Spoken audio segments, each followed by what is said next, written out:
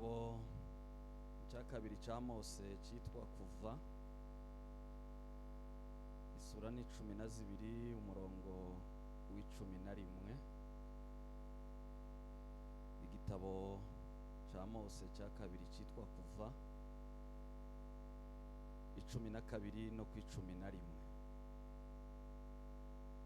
Yimba hari uwabonye namfashe.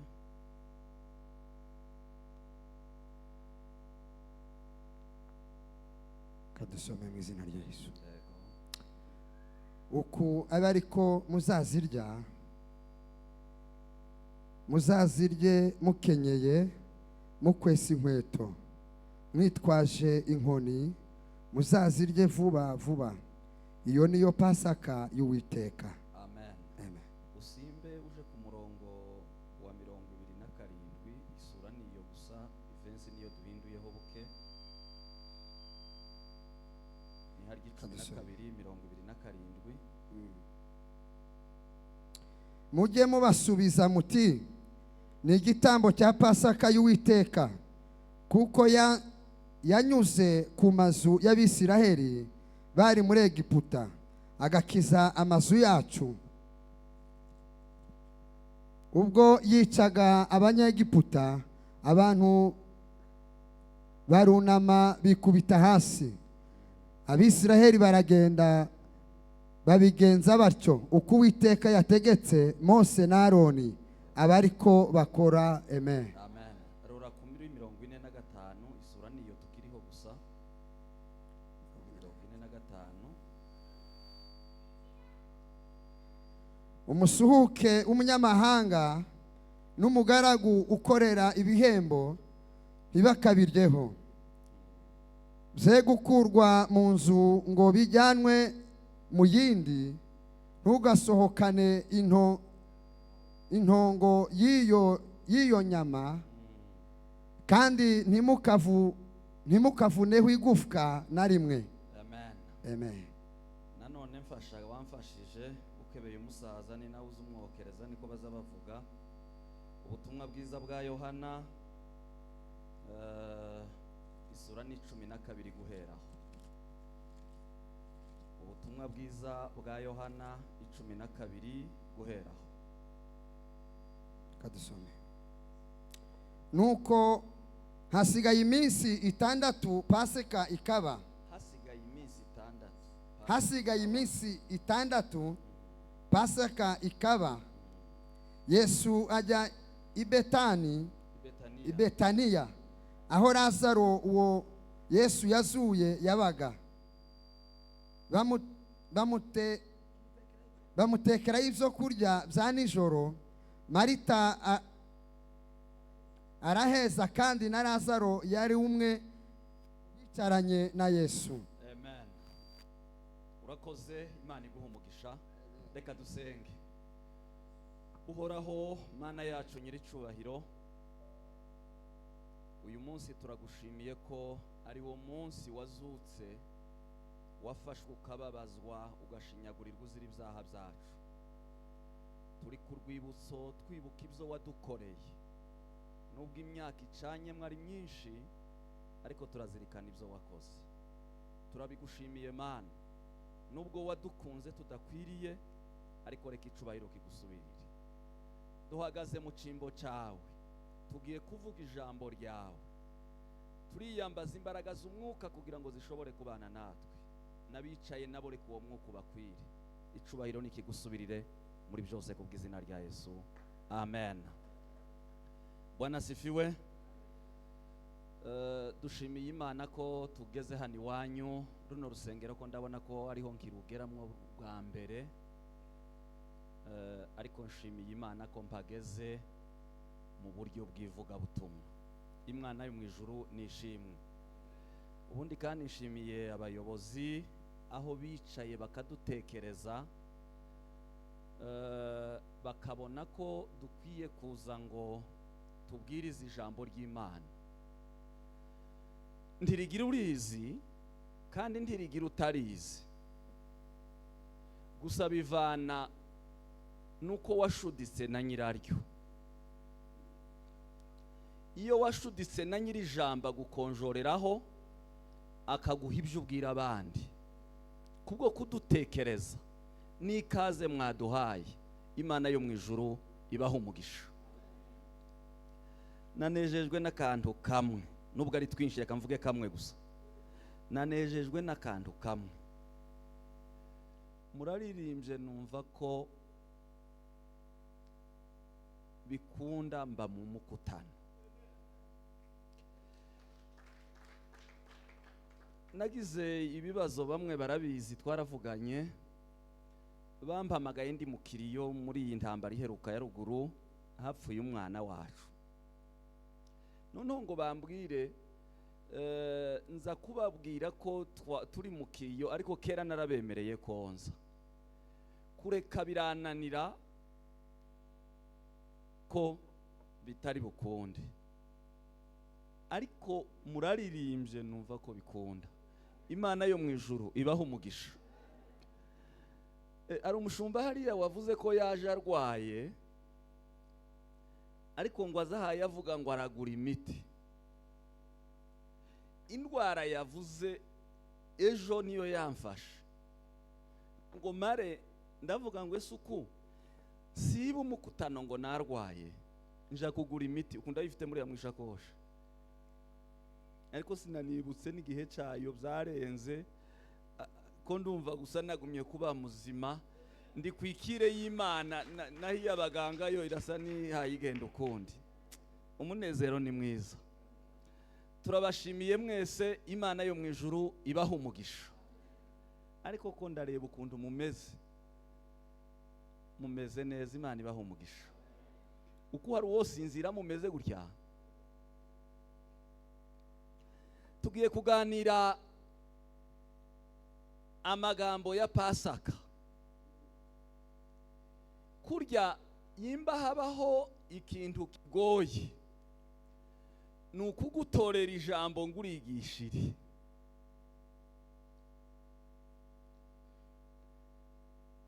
Ko ndabona benshi ari abanyeshuri, hazaha bikuru isomo ushobora, hakabaho nirikunanira. Iyo bakubwiye ngurigisha ririya ryakunaniye, urumva nyine nawe uko wobigenza. Noneho uyu mukutano ufite sije batoye,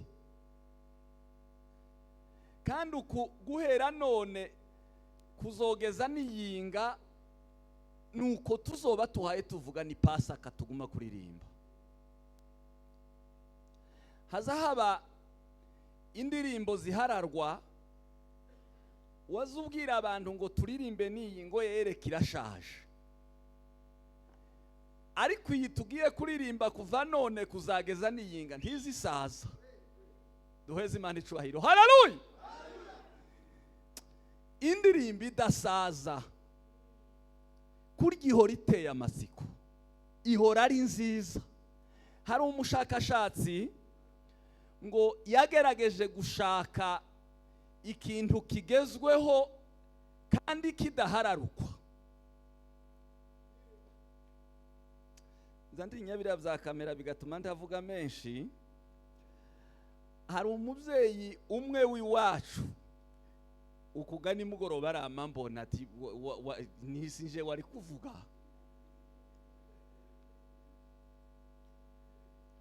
Ariko nta kibazo, ntiyavuze nabi. Noneho twarahuye ngo mare ndamubwira ngo nanibwira, atariko nawe ejo bundi siho twahuye nkakwibwira ngo anibwire, nsanga nyine yari yanibwiye. Noneho uwo munsi yanibwiye, umusatsi yari yawugize ukuntu kumwe. Noneho ngo dusura duhura yawugize ukundi. Nareba nkabona si arasa na wa wundi twahuye, ariko nta kiriwe. Ngo amare kunibwira, ndamubwira gati noneho ukuse niko wari umeze wa munsi. Ati biryaga kera, ukukera twabisize ntibikigezweho. Uwo mushakashatsi agerageza gushaka ikintu kigezweho kandi gikundwa kidahararuka, ngo aza gusanga ni Bibiliya ijambo ry'Imana. nico gitabo kigurwa mu isi cyane kandi gihora ku isoko kidahararukwa. Ukunda soma muri iki, umuhagarikizi nimwe yasomye, umuvuga butumwa wa kabiri nawe nimwe asoma, ejo ni iki tuzoba tugifite. Hari ibitabo byigeze guhararwa, wigisha udakoze kuri Rick Warren ati wasize, uba wavuze uko Rick Warren yavuze. Ubu turi mu gutarama ntibavuga uko Rick Warren yavuze, ba Joyce Meyer ntibakivuga uko bavuze. Bya bitabo kera bivuye ku isoko, ariko Bibiliya ijambo ry'Imana ihora ku isoko. Reka tuganire. Wa munezero wamfashe ntarabibwira, ariko iyo ngiye kubibwira baza baseka, kandi kiza kibasetsa ngiye kukibabwira. Nza mvuga ko nubatse navuga umubari w'abana bagaseka, ariko abaza banseka nanje nza mbaseka ko bagira bake, bakanseka ko ngira benshi nta kibazo, kunseka ko mfite benshi nanje mbaye nguseka ko ufite bake ntacyo bitwaye. None se kumwiza n'uwuhe? Ndubatse, ndi umubyeyi w'abana 10.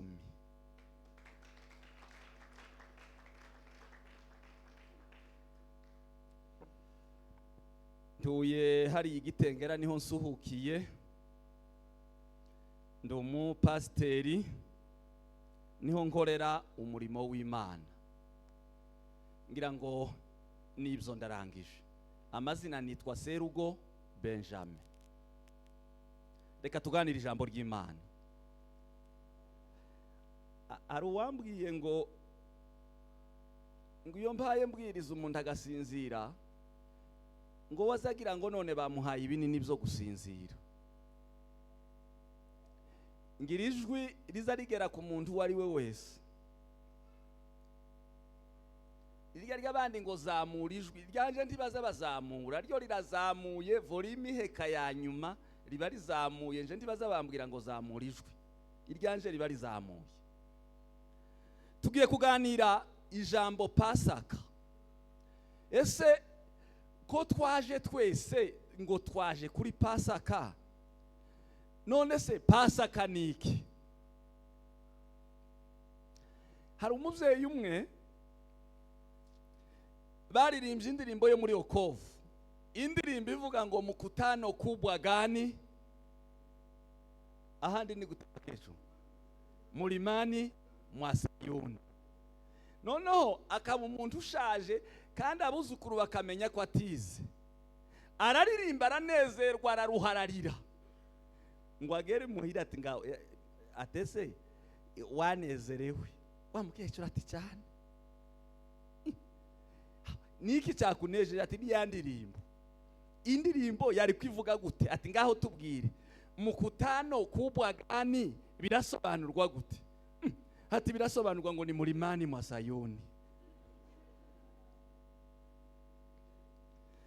Abakecuru abasore baramuseka ngo yabiyobewe, ariko yari yabimenye. None se wa mukutano nyine ni hehe uzobera saho kuri uwo mulimani mwa Sayuni? Undi mwana muto, umubyeyi we ntiyarazi gusoma kubera ikibazo cy'amaso. Muzi ko amadineti hano gatwageze yaza korerwa, ariko iriya yari makeya nyine, ukarinda gutuma bakayikuzanira. Noneho akabwira umwana ati ngwino usomere. Umwana akaza agasoma, noneho yazasigara amuhamagara atisuku. Noneho haraza ngo amare gushika ati ndasoma hatamunezeza, ari wenyine. Wa mwana ati ndasoma ahatamunezeza. Araza ngo amare gushika asomya muri Matayo isura ya mbere n'umurongo wa mbere. Bankusoma akarongo ka mbere gira abakecuru bumve. Yamyagambirira ngo arasoma ahatamunezeza.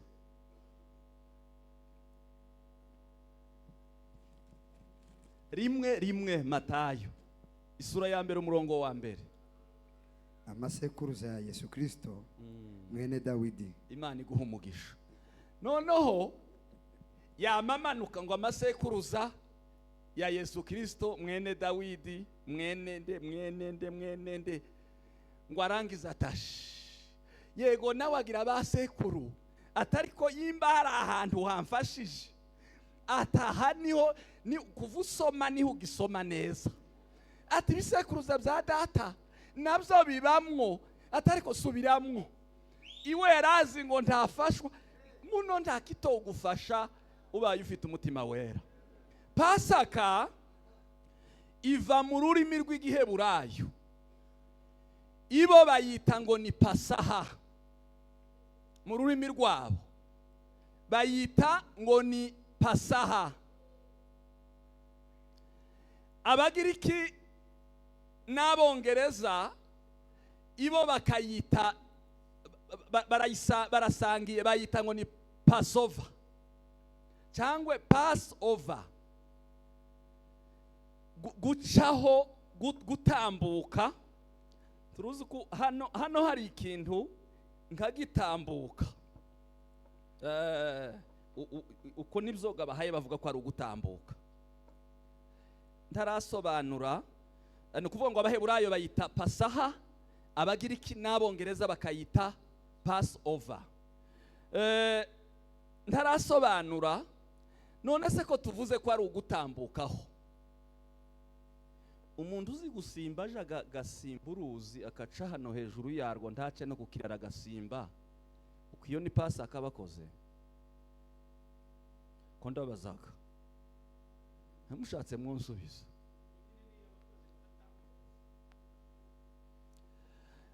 Umurozi aciye hejuru y'inzu yawe abakoze Pasaka?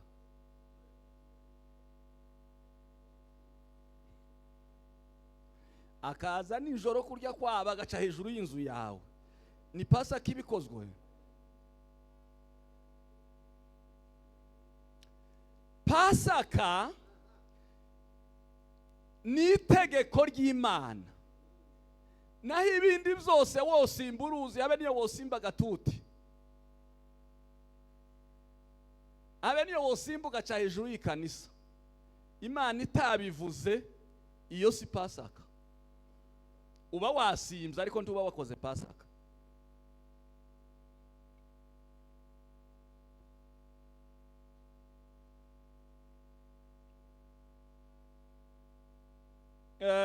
Reka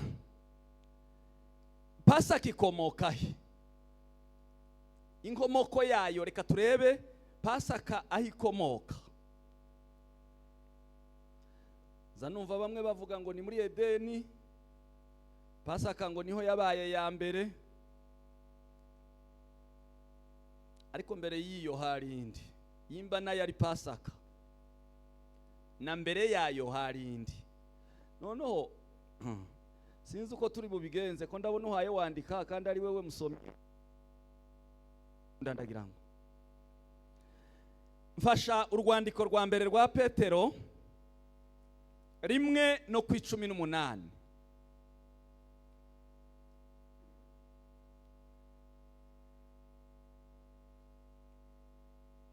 Urwandiko rwa mbere rwa Petero 1:18 n'19 n'umurongo wa 20. Kuko muzi yuko ibyo mwacunguzwe ngo muve mu ngeso zanyu zitagira umumaro mwatojwe na basekuruza banyu, atari ibyangirika nk'ifeza cyangwa izahabu, ahubwo mwacunguzwe amaraso y'igiciro cyinshi, nk'ay'umwana w'intama utagira inenge cyangwa ibara, ariko yo ariyo ya Yesu, ariyo ya Kristo,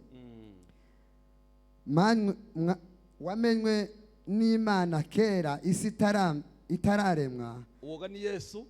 Imana yabimenye ryari ko azatambwa isi itararemwa, ni ukuvuga ngo Adamu ataracumura, irya tuvuga ko yabanje itarabaho. Umvi yabanje, ngaho komeza. Ariko akerekanwa kumperuka y'ibihe ku mperuka y'ibihe ku bwanyu. amen. Imana iguha umugisha. Bwana sifiwe. Amen. Ni ukuvuga ngo Imana yamenye ko umwana w'umuntu azocumura itaramurema,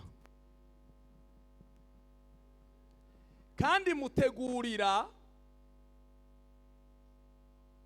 Yesu Kristo kugira ngo azongera mwunge n'Imana. Ibyo yabiteguye isi n'ijuru bitarabaho, Imana itarabirema. Reka twinjire muri Pasaka twasomye iyo mu Giputa. Pasaka yo mu Giputa cyangwa se iriya y'Abanyisiraheli. Abanyisiraheli n'ubwoko Imana yahamagaye, ihamagara ihereye kuri Aburahamu, iramubwira ngo siga umuryango wawe, usige bene wanyu, usige igihugu cyanyu, uje mu gihugu nzakwereka. Iryo jambo tuzaturicaho ariko tutaryumvise cyane. Ese uko Aburahamu yari ko agenda agiye he? Ntaho Imana yari yamubwiye kwimujana, yaramubwiye gusa ngo ndahakwereka. Ubikuruye ukabigarura mu bwenge bw'abantu, Aburahamu arasa n'uwagiye, Abanyarwanda bazavuga ngo ni mu kigare, agenda atazi yaja, ariko yari afite uwo yizeye. Aragenda amaze kugera mu gihugu ryasezerana Imana iriha Isake. Aburahamu barapfuye, Isake nawe isezerano rikomereza muri Yakobo. Yakobo ari umugabo mukuru, Yosefu baramugambanira, baramugurisha bene se, aja mu gihugu cya Egiputa. Ngo amare kugerayo inzara iratera, inzara imaze gutera bamusanga muri Egiputa. Bamaze kumusangayo, Yosefu arapfa, Yakobo arapfa, ndetse n'abandi bavandimwe be barapfa, nabo barororoka. Ngo amare kororoka hima undi mwami utarigeze kumenya amakuru ya Yosefu, batangira kubakoresha uburetwa. Uburetwa bumaze kugwira, barataka. Ngo bamare gutaka, Imana irabumva. Ngo imare kubumva, irabateguza kwigiye kuzabakura muri kino gihugu cya Egiputa. Ko tugiye kugeraho twasomye. Imana irababwira, ibwira Mose ngo genda uje kwa Farawo.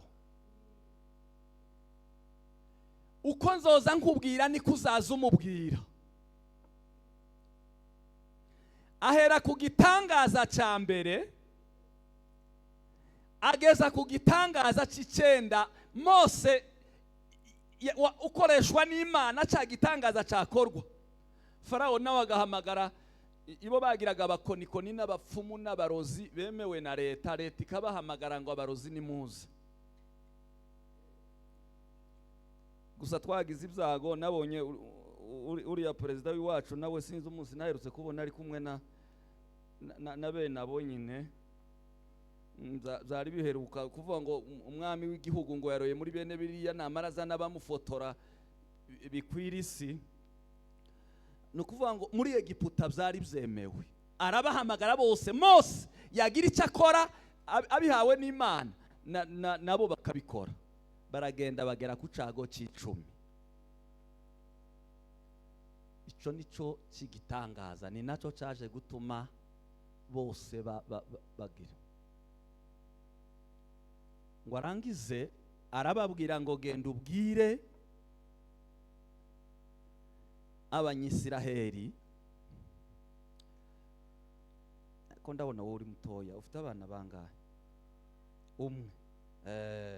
Kuko kwawe ntiworya umwana w'ihene n'uwo mwana n'umugabo ngo muumare. Akavuga ngo bene abo bakiri bakeya mu nzu ngo azayegera undi, kandi bawurye nturare. Abanyamerwe mwihangane, ntazo mfite hano, nazisomye nanje hariya ariko ntazo nazanye. akababwira ngo utamara umwana w'ihene cyangwa umwana w'intama asange mugenzi we bawusangire nturare. Ariko muwaje bogira umwana w'ihene atari nyina ahubwo bogerageza ntiwosigara bowumara. Kuga ntaruye abana gusa nyina w'11 na se w'12 urumva ko bene izo nzu zingana gutyo ibo bakababwira ngo uhaye ubona ko awumara nta kibazo, ariko utawumara aza yegera mugenzi we bawusangire nturare, bawurye nturare. Ngo arangiza ababwira uko bitegura iyo Pasaka. Ijambo rya mbere yarababwiye ngo nibaja kuzirya ngo bazirye bakenyeye.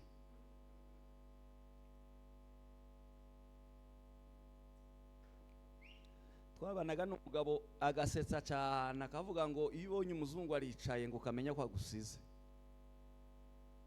Natagihagazeho muba mukiri kumwe, atari ko iyo yicaye umuzungu abagiye. Abe n'ibi binyabiziga byose, imodokari iyo shoferi yicaye abagiye, ariko agihagaze ubu habona ko mutaragenda. N'indege niko biza bigenda, iyo yicaye nuko indege ibigiye. Ijambo ryo gukenyera yarababwiye ngo bazirye bakenyeye, kwari ukwitegura urugenzi. Byerekanaga ko biteguye urugenzi, bakenyere urugenzi rwashushe bitegure. Ijambo rya kabiri yarababwiye ngo bakwese inkweto. Ni Kinyarwanda ariko bambaye ibirato, kirato gihambiriye yagifunze neza. Iyo umaze guhambira ikirato neza, ikirato umaze kugihambira,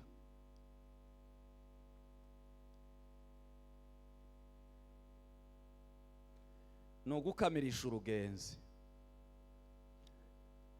Uhaye ujana n'umuntu washika ugasanga aracari muri kamambiri, abe niyo yo bakubisemwe costume, uzumubwira ngo se nturambara ikirato, nukuvuga ngo ubuhaye ubona ko akiri aho ngaho ntimuragenda.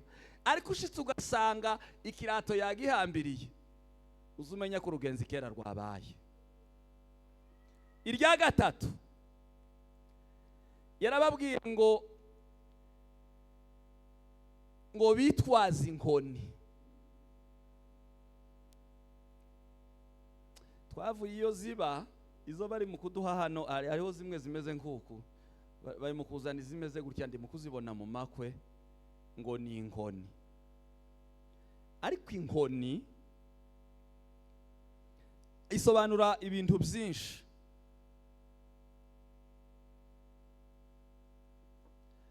Inkoni, ariho umugabo umwe twabanaga iwacu agakunda kugenda, iwe yari yaramenye ikizungu kera, akigendera nta nkoni, kandi yari umugabo mukuru, umugabo ushingiye. Ngo buke ariko akigira se, isa aramubwira ati ariko kubera iki uzugenda nta nkoni? Undi atese hari ikibazo. Ati uzohura n'inyamaswa uzihunge, hano uzozugira isoni. Ngo buce ahura n'imbwebwe yasaze. Harabatazi imbwebwe none.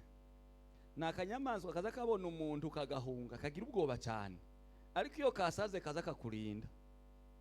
Nono ahuye n'aka kanyamaswa kaza gahunga abantu, iwe aragahunga, ngo agere muhira kazatinya kuvuga amakuru. Atukunda abwira abandi ngo nahunze imbwebwe, nono agatinya kose amenya amakuru. Ati kandi arasa n'uwari ubizi, uwari kumbwira ngo nzohura n'utunyamaswa tw'imbwebwe. Nukuvuga ngo iyo ujanye inkoni uba witeguye urugamba. Iyo bariko baja, Imana yariko babwira ngo bagende biteguye ko umwanya wari wo wose bashobora guhura n'urugamba. Irindi jambo rikurikiraho yarababwiye ngo bazazirye za nyamaga, bazozirye ngo vuba vuba.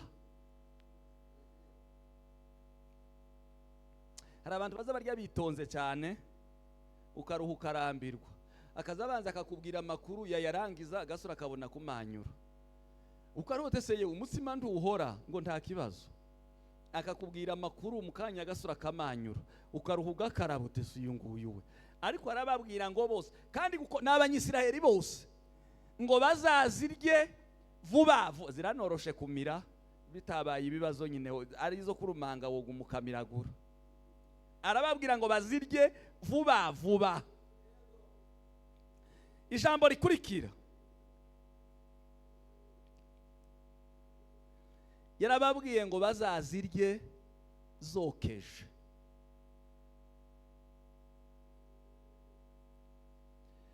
Inyama yokeje gusa hano kokereza kuri gaze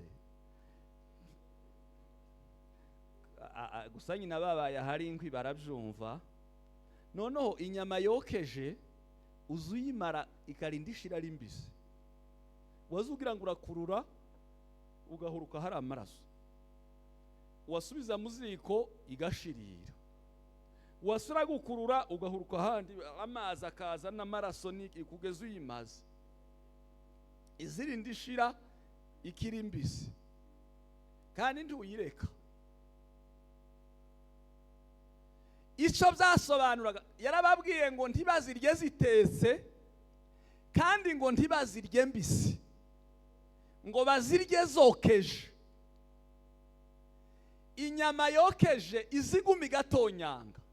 Icyo byasobanuraga ko amaraso ya Yesu azahora atonyanga ibihe byose adakama. Duheze Imana icubahiro, haleluya! Amaraso ya Yesu azohora atonyanga ibihe byose adakama. Uku nuno munsi ukiri mu byaha yo kwihana amaraso ya Yesu yo mweza kuko aracari ko atonyanga n'ubu. Irya nyuma yarababwiye ngo bazirishe imboga zisharira.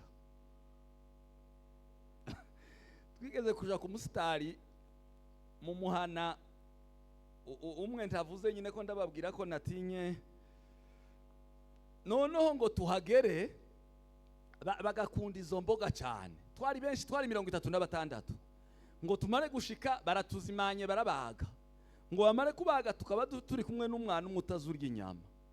Noneho ngo turangize turababwiye ati muzane ku kandi gasahani kizindi mboga, hano hari umwana utazurya inyama. Ati ngwiki hari umwana utazurya inyama. Arasohotse aragiye, tugira ngo agiye kuzana imboga, ngo tujya kugira cyo tubona haje umuntu. Atese mwavuze ngo mufite umwana utazurya imboga, to imboga zazirya icyo atazarya ni inyama. Ati sizo mboga, hari izindi mboga muhaye muvuga izindi nizi. Ati izo nizo mboga. Ti arahari yimba ariko muhamuzita. Aragiye mukanya hagarutse undi. Ati mwavuze ngo mufite umwana utahurya imboga, ko yeme mwokagira Imana. Ti arahari ahubwo nimuzana izindi mboga umunsi mudahora. Hagarutse uwaka kubaza ko umwana atahaye arya imboga. Hano Imana ngo irababwira ngo barye inyama ariko bazirisha imboga zisharira, isogo akaraja.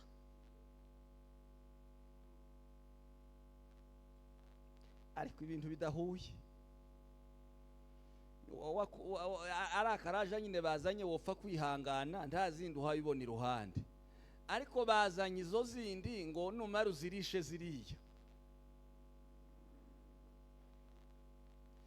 Izi mboga zisharira zasobanuraga imibabaro ya Yesu Kristo. Nubwo azoba afite aya maraso aha yatonyanga adakama, ariko azayageraho yabanje kunyura mu mibabaro. Zasobanuraga ko ari imibabaro ya Yesu Kristo. Itandukaniro rya Pasaka yacu ni y'Abayuda. Pasaka y'Abayuda barababwiye ngo babage umwana w'intama, babage cyangwa se umwana w'ihene, ariko bakababwira ngo ubu udafite inenge.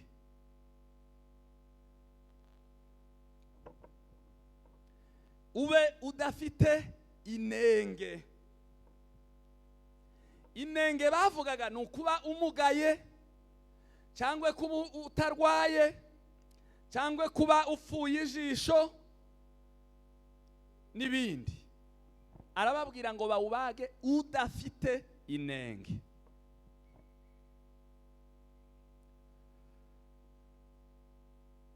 Ko ndavuga itandukaniro rya Pasaka y'Abayuda na Pasaka yacu. Bwana sifiwe. Ibo Pasaka yabo yari iyo kubaga umwana w'intama cyangwa umwana w'ihene, kandi ibyaha byabo ntibishire, bigatwikirwa gusa. Ariko itandukaniro rya Pasaka yacu, twebwe Yesu yatanze umubiri we, kandi ni umubiri utazira inenge, nta nenge n'imwe. Ni umubiri udafite inenge, nta nenge wari ufite. Aratambwa, ariko akarusho twavuze ko Pasaka y'Abayuda yatwikiraga, ariko iya Yesu Kristo iyiroza ibyaha n'ibicumuro byose bigashira mu muntu. Yarababwiye ngo nibamara kubaga umwana w'intama basiga amaraso hariya ku nkomanizo z'imiryango. Marayika ngo w'umurimbuzi, yego nabo babaho. None kuzusenga ngo Imana ikohereze ba marayika, naza nuwo. Haba abashinzwe kurimbura, hakaba n'abazana ujumbi. Ba Mikayeli wazagenda hari intambara gusa. Marayika Mikayeli, uzusenga uvuge ngo Imana ikohereze marayika Gaburiyeli. Gaburiyeli we nuwo kujana ujumbe gusa. Banamwimira kamahagarara. Usomye mu gitabo cya Daniyeli, Daniyeli yatangiye gusenga, baheza Gaburiyeli ubutumwa atishira Daniyeli. Aragenda ngo ashikahura na marayika w'ubuperesi ati kurajaye. Aramuhagarika yamahagarara. Iyinga rirashira, iyinga rya kabiri, iyinga rya gatatu. Numara ngo badayimoni bari mu kuguserereza. Hari n'abamarayika nabo bameze gutyo. Ariko Mikayeli ngwaze, twese Imana icubahiro, haleluya. Mikayeli ngwaze, inzira ibirabonetse. Gaburiyeli yamagenda ngo ashikatangira kuvuga amakuru ati buryo ugitangira gusenga, ubutumwa bwawe bwamye buza, marayika w'ubuperesi aranimira, ibintu biracika. Ati none niho nkiza, byasabye ko Mikayeli aza agafungura inzira nkabona kuza. None ubutumwa nari nkuzaniye n'ubu ngubu. Pasaka yacu itandukanye n'iy'Abayuda. Twari tuvuze ngo arababwira ngo basiga amaraso hariya. Habaye mu gicuku, marayika w'umurimbuzi ngo araza akinjira yimba ari nje mfura mwacu. Hari umwarimu watwigishije aratubwira ngo nuja gutanga urugero rubi ngo uzakurure nk'intebe hariya. Atari ko nuvugaga ku muntu yimba ndi imfura mwacu, nukuvuga ngo ngapfa, imfura yanje nayo igapfa, umwuzukuru wanje w'imfura nawe agapfa. Imfura yose, yaba iy'abantu yaba iy'amatungo, byose birapfa. Ngo buce mu gitondo bazinduka ku kiborogo, kandi nuko ati mubareke bagende. Barabaretse, barabarekura ngo bagende. Ariko Pasaka yacu yabaye ikiborogo cy'iminsi ibiri. Ku munsi wa gatatu habaho umunezero, abantu barishima ati twagezeyo, amakuru twayabonye. Nitubona umwanya tuzahagera. Aba bacu baraturusha kuvuga amakuru, kandi nibo bagezeyo mbere. Nibo bagezeyo mbere. Nabe ni wacu nza mbivuga, nutahurushe tukange kumugora kubwira amakuru. Nushaka uza wikiriza gusa nuko niko byagenze. Nuko bazi gutara amakuru. Amakuru ahinda muri quartier barayazi cyane, bazabayamenya cyane kuturusha. Kandi nawe abahaye yataraga ngo yakubwire, wanga ko yakubwira, ikibazo kikaba kirabaye. Ikibazo kikaba ahubwo nyina karoha gasohoka, atase wamenya amakuru.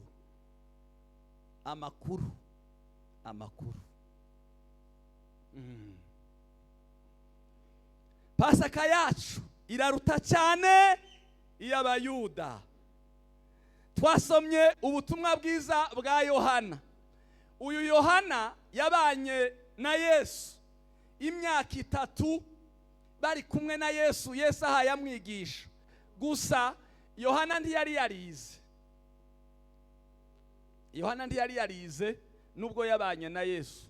Ba Yohana ba Petero ntibari barize. Ariko Yesu arabahamagara ngo amare kubahamagara.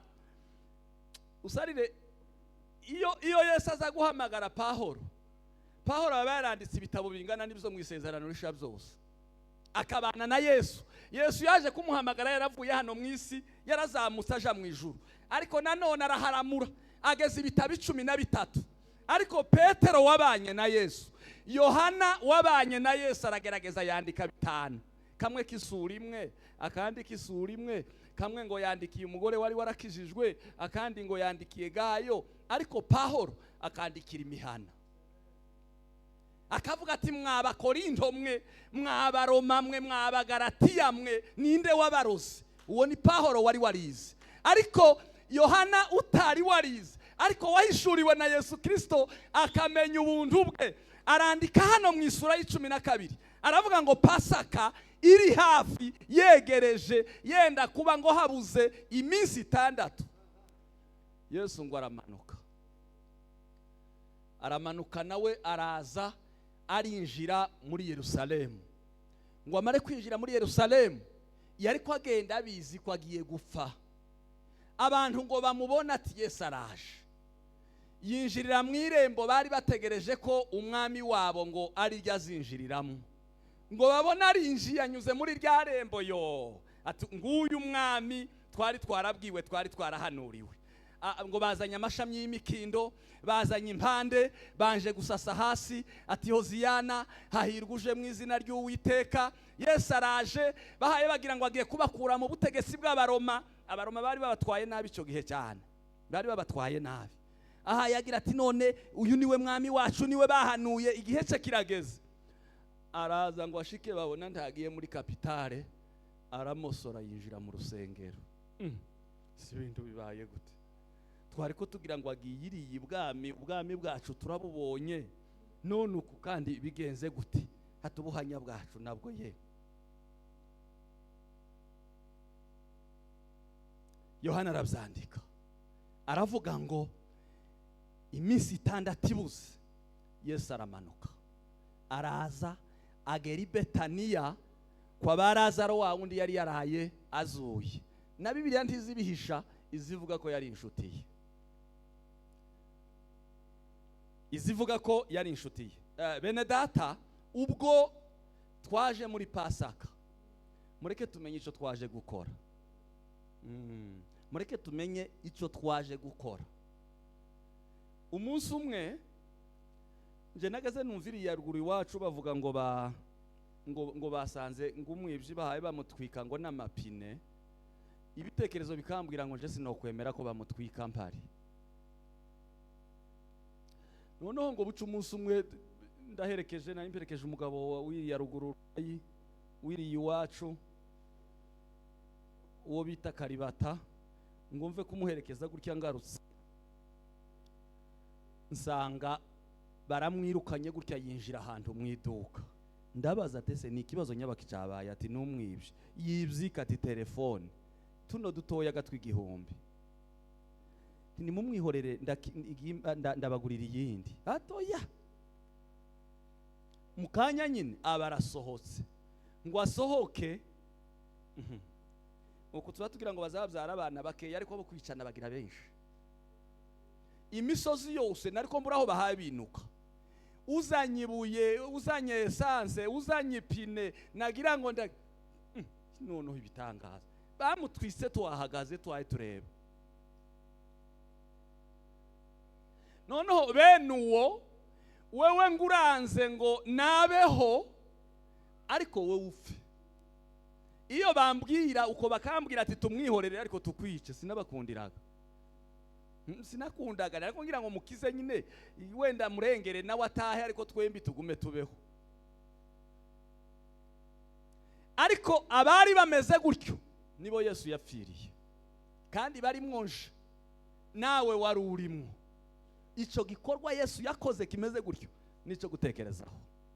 Bene data, mureke dutekereze igikorwa Yesu yakoze, kandi agikora ku bwacu, agikora ku bwawe nanje.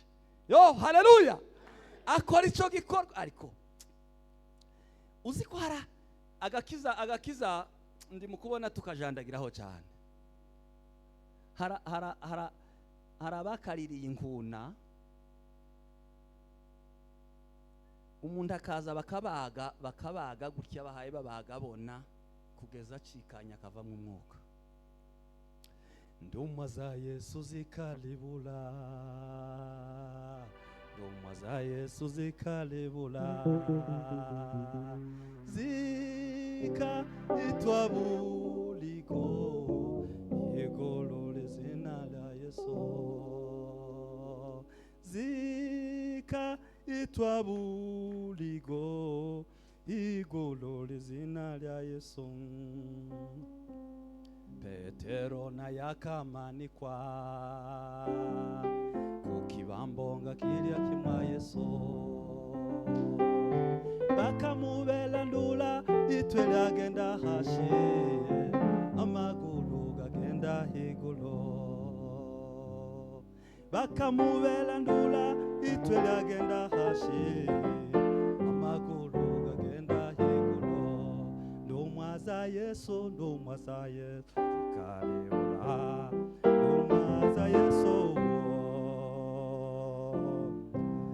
zikaitwa buliko, zikaitwa buliko, igolo. Yakobo na yakamanikwa munda Yerusalemo,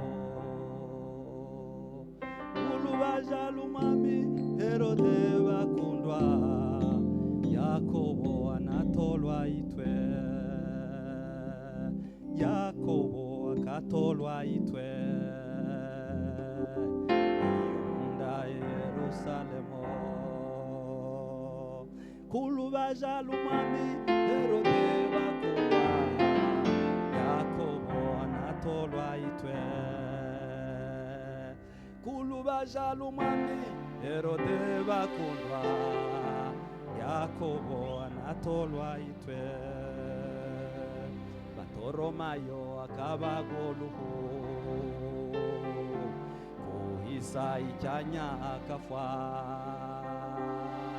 Tesarile mukundwa galimali bumaki, kubagwa uluhu buwini. Tesarile mukundwa galimali bumaki, kubagwa uluhu buwini. Ndumwa za Yesu zikalibula, ndumwa za Yesu zikalibula, zikaitwa buliko, igolole zina la Yesu. Bwana asifiwe. Abona abamenya agaciro k'amaraso ya Yesu. Ubwo turi muri Pasaka, uzi utekereza ibyo Yesu yakoze. Ufata umwanya utekereze. Pasaka sukuza gusa ngo twahuye, sukuza gusa ngo turaririmba, sukuza gusa ngo turatarama. Uzi utekereza ibyo Yesu yakoze. Jambo ry'Imana ribane natwe. Amen.